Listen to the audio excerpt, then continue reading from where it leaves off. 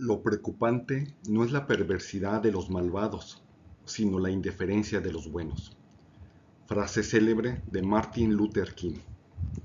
Un tema importante en el ejercicio del poder público es el control de la actuación de los servidores públicos y, en su caso, la imposición de responsabilidades. Los temas que vamos a abordar en este video son quién es un servidor público, el concepto de la responsabilidad penal, el catálogo de delitos, la elaboración de la denuncia penal y el proceso penal. El servidor público es toda persona que desempeña un empleo, cargo o comisión de cualquier naturaleza en el Poder Ejecutivo, Legislativo y Judicial, o en su caso en el gobierno federal, estatal, municipal y órganos autónomos.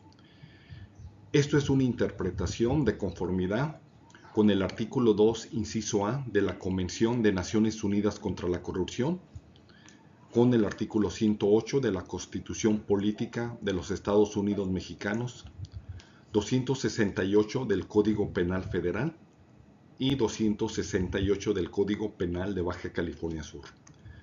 Los servidores públicos se dividen en dos categorías: funcionarios y empleados.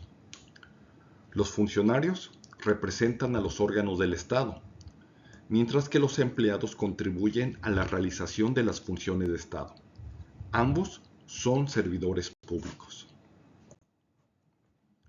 La responsabilidad es la capacidad de todo sujeto de derecho para reconocer y aceptar las consecuencias de sus hechos. Los servidores públicos pueden incurrir en responsabilidad penal, administrativa, política, civil, resarcitoria, en términos del artículo 109 constitucional. En esta ocasión hablaremos de la responsabilidad penal de los servidores públicos. La responsabilidad penal de los servidores públicos se origina de los actos o omisiones que realizan voluntariamente y constituyen un delito. El delito es la acción o omisión voluntaria o imprudente castigado por las leyes penales. Para que exista delito, la conducta del sujeto debe ajustarse al tipo penal y ser contraria al derecho, sin que existan causas de exclusión del delito. Los delitos están contemplados en los tratados internacionales, leyes federales. Estos delitos son del fuero federal y se denuncian ante la Fiscalía Especializada en Combate a la Corrupción. Los delitos contemplados en los códigos penales de las entidades federativas se denuncian ante la Procuraduría General del Estado o Fiscalía Especializada en Combate a la Corrupción de la entidad federativa.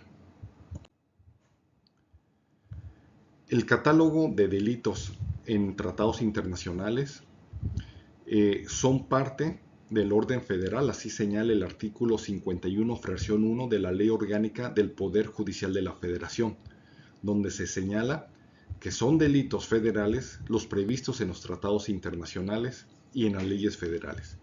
Y un tratado internacional es la Convención de Naciones Unidas contra la Corrupción, que señala el soborno de funcionarios públicos nacionales, malversación o peculado, tráfico de influencias, abuso de funciones, enriquecimiento ilícito, soborno en el sector privado, malversación o peculado de bienes en el sector privado, blanqueo del producto del delito, encubrimiento, obstrucción de justicia. En el Código Penal Federal también se contempla un catálogo de delitos por hechos de corrupción, que son ejercicio ilícito del servicio público, abuso de autoridad, coalición de servidores públicos, uso ilícito de atribuciones y facultades, del pago y recibo indebido de remuneraciones de los servidores públicos, concusión, intimidación, ejercicio abusivo de funciones, tráfico de influencia, cohecho, peculado, enriquecimiento ilícito, datos contra la administración de la justicia cometidos por servidores públicos.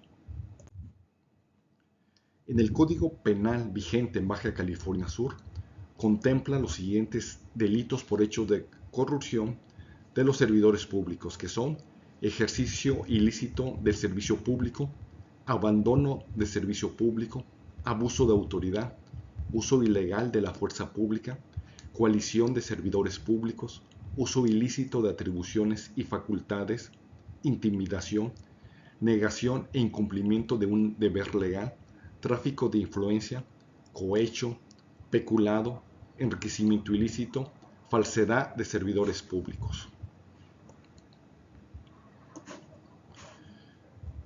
Por lo que vemos que hay un catálogo de delitos en la Convención de Naciones Unidas contra la Corrupción, también en el Código Penal Federal y en los códigos penales de las entidades federativas. Ambos catálogos abordan el tema de la corrupción desde diferentes perspectivas. La Convención proporciona un marco internacional para la prevención, criminalización y cooperación en materia de corrupción, mientras que el Código Federal y el de Baja California Sur definen y sancionan los delitos de corrupción, por lo que todos estos marcos normativos son complementarios. Si una persona se entera de un delito de un servidor público, es conveniente que se denuncie ante la Fiscalía Especializada en materia de combate a la corrupción, ya que evitará que las personas corruptas continúen con sus delitos y que sean replicados por otros, considerando erróneamente que no pasa nada. En términos del artículo 222 del Código Nacional de Procedimientos Penales, señala que cualquier persona que tenga conocimiento de un hecho que posiblemente constituye un delito, está obligada a denunciarlo ante el Ministerio Público. La denuncia va a permitir que el Ministerio Público inicie una investigación para esclarecer los hechos. Es recomendable que la denuncia se presente por escrito, señalando el nombre de la víctima o el ofendido, domicilio para recibir notificaciones, nombre del presunto responsable, narración de los hechos y las pruebas, los delitos que consideramos que encuadran en la conducta del servidor público y firma del que presenta la denuncia. Si consideras que puede haber represalias, puedes presentar la denuncia de manera anónima y por internet.